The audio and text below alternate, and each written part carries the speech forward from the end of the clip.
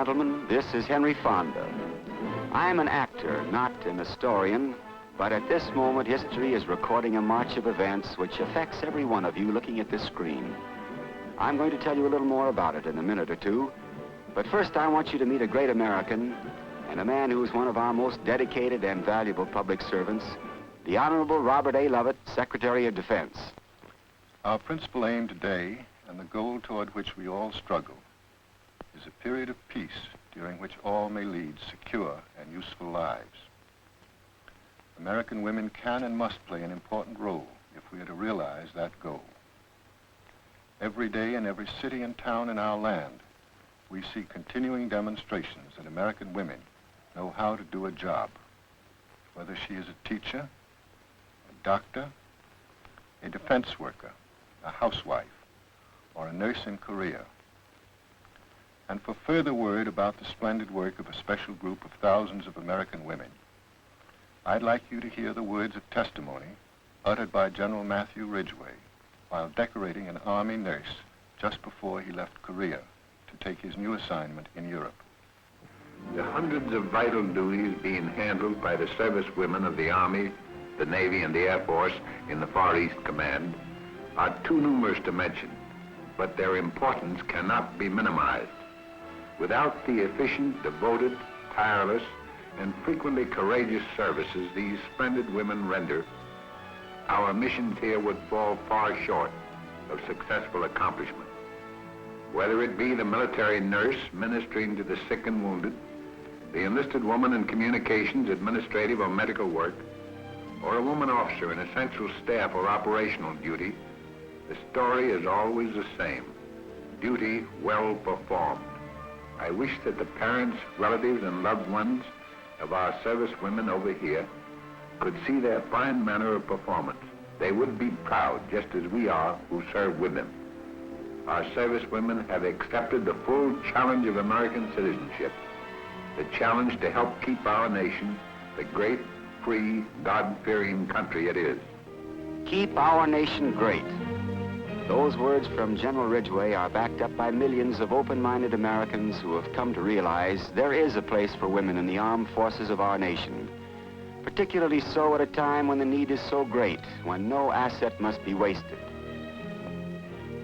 In World War II, I saw many of the hundreds of thousands of women who handled dozens of non-combatant jobs previously held by men. Now they've taken over hundreds of job classifications, and in many cases perform their chores not only as well, but better than men. These jobs have a real challenge with some honest-to-goodness built-in satisfaction. Let's take a look. Waves who teach enlisted men the meaning and operation of pressurized compartments and cabins are part of a new scheme of things, in step with the march of scientific miracles of electronics. Special schools prepare these women for important and exciting posts in several fields of operation, including communications.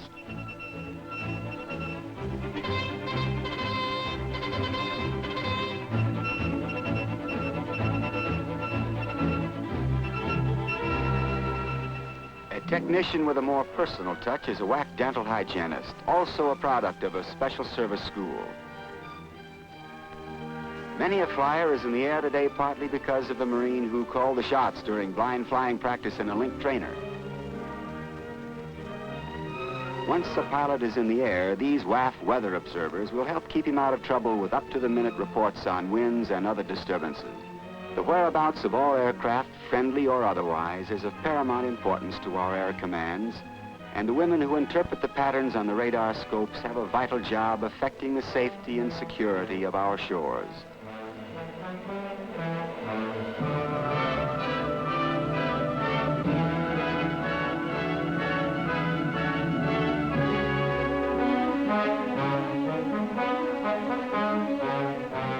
This is a feminine traffic cop, formally labeled an air traffic control specialist. Do your talents run toward photography? This can lead to interesting developments.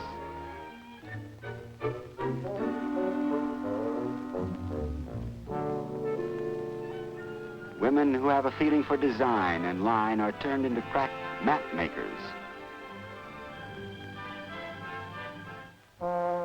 playing in a unit band or orchestra to a job in a hush-hush intelligence department demonstrates the extremes of service for women.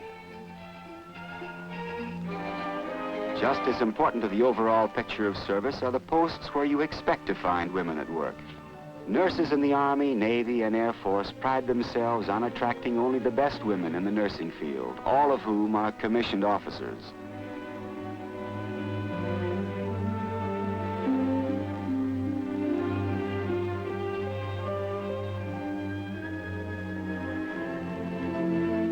Trained physiotherapists work wonders with sick or wounded men in service hospitals.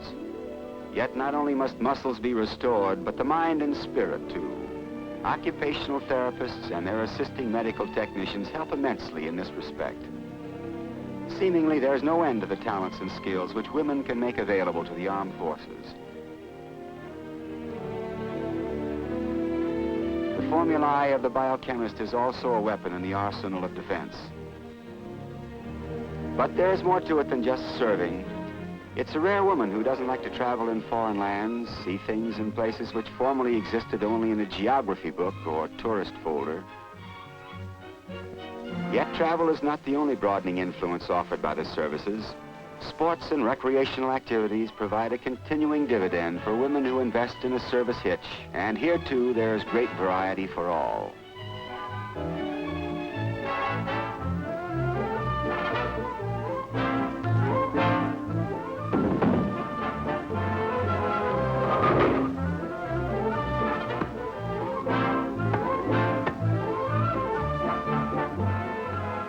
Leisure time in all the services offers a talented girl a chance to express herself in camp entertainment programs.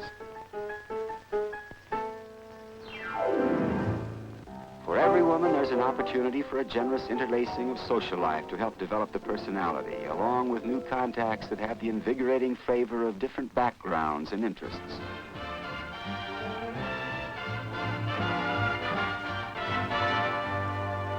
Never is there a feeling of isolation. Daily mail call is a constant link with family and friends.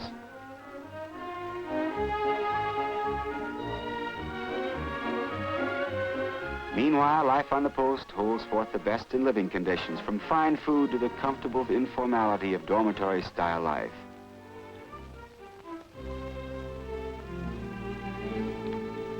Compulsory courses in deportment and correct personal habits highlight the service's genuine concern for the nation's daughters in uniform. Church services of all denominations and chaplain guidance are available at every post. Never is there a camp dance without cheerful chaperonage that has more of a spiritual rather than strategic effect on the young people. Every woman's health is checked constantly, and the best in medical care is instantly available.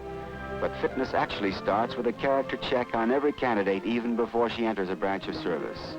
The girl who finally makes up her mind to join one of the services has her own reasons for doing so, and yet there is a certain sameness in the fabric of her motivation that matches that of all women who enlist.